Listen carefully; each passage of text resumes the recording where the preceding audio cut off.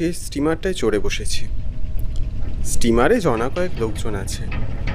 অবশ্য রাত বিরেতে আর কজনই বা স্টিমারে থাকবে।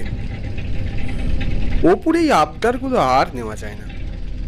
সদ্য অফিসে ছুটিটা পেয়েছি, অমনি গিয়ে হাজির হতে হবে ওর কোয়ার্টারে, না গেলেই বাবুর মুখ ভার। বলতে না বলতেই অপুর ফোন। জানতাম বেটা ফোন করবে। হ্যাঁ, হ্যালো, বল। কিরে, কোথায়? তোর জন্য অপেক্ষা করতে করতে তো পুরো হয়ে গেলাম। উফ, আরে বাবা, তোর যেন সবেতেই তাড়াহুড়ো। এই স্টিমারে উঠেছি, আস্তে আস্তে দেরি হবে কিন্তু। আচ্ছা শোন, আমাদের এখানে কোয়ার্টারে তো পিকনিক আছে রে। আর জানিস তো, কোনো কিছু হলে আমাকেই সামলাতে হয় সব। আমি খুব চেষ্টা করব সুকান্ত। যদি আমি না যেতে পারি তবে চিন্তার কোনো কারণ নেই। কাউকে না কাউকে আমি ঠিক পাঠিয়ে দেবো তোকে ঘাট থেকে নিয়ে আসার জন্য। ঠিক আছে অপু, তুই বলে দিস তাহলে। আমি ঘাটে নেমে কিন্তু সোজা তোর ওখানেই যাব, চিন্তা করিস না। অপু ফোন ছাড়লে আমি আরও একবার হাতের ঘড়িটার দিকে তাকাতাম। প্রায় 9:45। বাড়ি থেকে বেরিয়েছিলাম সেই বিকেলবেলা। নেহাত অপু ওভাবে জোরাজুরি করল, ছেলেবেলার বন্ধু। এই রাত্রে স্টিমার জলের ওপর জোর শব্দ করে ছুটছে। শুনেছি অনেকখানি পথ, পৌঁছতে পৌঁছতে বেশ রাত হবে। এখানে বাদবাকি যারা আছে তারাও সবাই আমার মতো ক্লান্ত, বুঝতেই পারছি।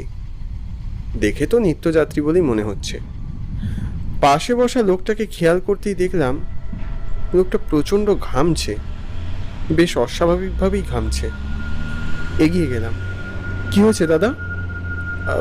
শরীর কি খারাপ লাগছে? জল দেব? লোকটা আমার দিকে অদ্ভুতভাবে তাকালো, তারপর বলল, কোথায় যাবেন? যাব বলরামপুর, আমার এক বন্ধুর কাছে। বলরামপুর যাবেন?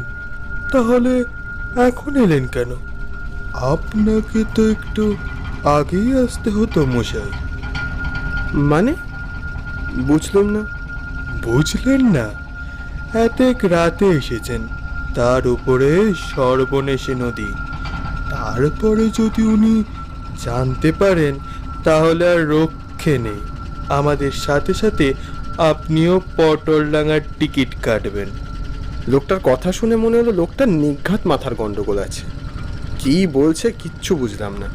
কি হলো, চুপ করে রইলেন যে?